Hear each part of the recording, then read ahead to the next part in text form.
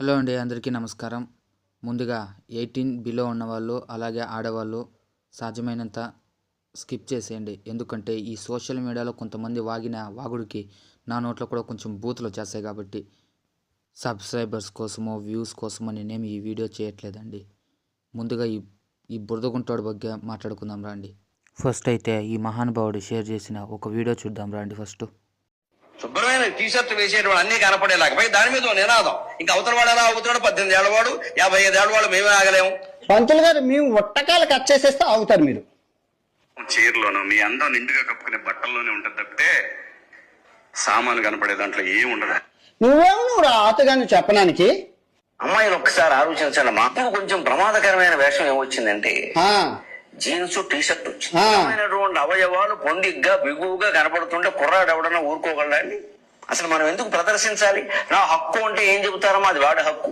ఇది రేపు చేయడం అబ్బాయిల హక్కు. సున్ని పోసేస్తామని సిద్ధాంతం పెడితే సౌదీ అరేబియాలో గానా వాళ్ళ హక్కులు పోతాయి. ఇప్పుడు అమ్మాయిలో మీకు చెప్తున్నాను, మీరు గుడ్డ ముక్కలు ఇప్పుకొని తిరగండి. మీ స్వేచ్ఛ ఇంపార్టెంట్, మీ సేఫ్టీ ఇంపార్టెంట్. గుడ్డలు ఇప్పుకొని తిరగండి, స్వేచ్ఛ ఇంపార్టెంట్, సేఫ్టీ ఇంపార్టెంట్ అంట. ఒరే బురదగుంట, ఇదేం ఫారిన్ కాదు, అవుట్ ఆఫ్ కంట్రీ కాదు, ఇండియా. ఇదేం బీచ్ అనుకున్నావా?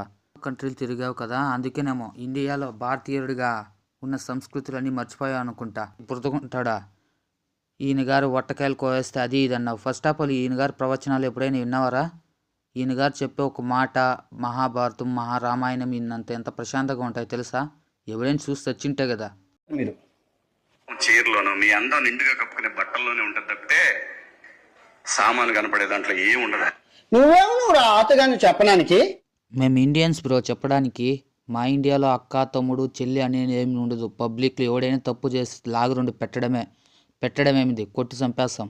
అయినా నీ ఎట్లా వాళ్ళతో అని లాభం ఏం బ్రో? మా చెప్పుతో మేము కొట్టుకోవాలి. నీలాంటి వాడు భారతీయుడు అన్ని విధాలుగా అన్ని విదేశాల్లో తిరుగుతున్నాడు అని మేము సపోర్ట్ చేసాం చూడు. సో దానికోసం మా అందుకు మేము చెప్పుతో కొట్టుకోవాలి. గుడ్డలు ఇప్పుకొని తిరగండి, స్వేచ్ఛ ఇంపార్టెంట్ అంటున్నావు కదా. అయినా నువ్వు ఒక ఇండియన్ ఏంట్రా బురదగుంటా?